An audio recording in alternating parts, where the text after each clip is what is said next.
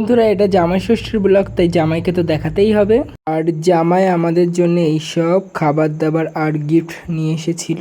আর জামাইয়ের জন্য কিছু ব্রেকফাস্টের ব্যবস্থা করেছিলাম। আর জামাই বলছি বলে ভেবো না ওটা আমার জামাই, ওটা আমার জামাই বাবু হয়।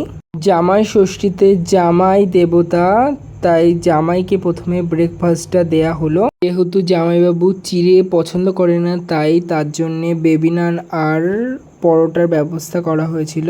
দেন আমিও ব্রেকফাস্টটা করে নিলাম। ব্রেকফাস্ট করে বিরিয়ানি রান্না করতে চলে আসলাম। তো আজকে বিরিয়ানিটা আমি রান্না করব। প্রথমে শুকনো ঝাল, তেজপাতা ও গরম মশলা ফোড়ন দিয়ে তারপরে পেঁয়াজটা দিয়ে দিলাম। পেঁয়াজটা হাফ ভাজা হয়ে আসলে এর ভিতরে আদা রসুনের রসটা দিয়ে দিলাম। আদা রসুনের কাঁচা গন্ধটা চলে গেলে এর ভিতরে আলুটা দিয়ে দিচ্ছি। আলুটা হালকা কষানো হয়ে গেলে এর ভিতরে ম্যারিনেট করা মাটনটা দিয়ে দিলাম। দই, ভিনিগার এবং সামান্য নুন ও আদা রসুন পেস্ট দিয়ে ম্যারিনেট করা ছিল। মাটনটা কষানো হয়ে গেলে পরিমাণ মতো জল দিয়ে দিলাম। আর এখন একটু গরম মশলার গুঁড়ো দিয়ে দিচ্ছি। মটনটা সেদ্ধ হয়ে গেলে তাতেই 80 to 90% সিদ্ধ করা রাইসটা দিয়ে দিলাম। পুরি এটা আমি দিলাম না, এটা আমার মা দিয়ে দিল, কেননা জামাই ষষ্ঠী বলে কথা, শাশুড়ি তো একটু রান্না করবেই।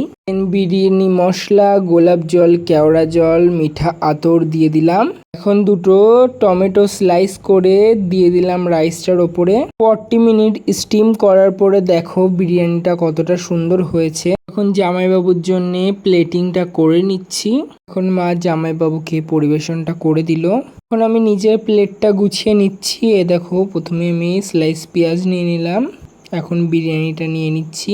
তৈরি করো আর টেস্ট করো। আশা করছি তোমাদের বিরিয়ানিটা খুবই ভালো লাগবে। এখন পালা তোমাদেরকে টেস্ট করে বলা কেমন হয়েছে। টেস্টটা সত্যি খুব সুন্দর হয়েছে। আজকের ভিডিওটা এইটুকুই, দেখা হচ্ছে নেক্সট ভিডিওতে।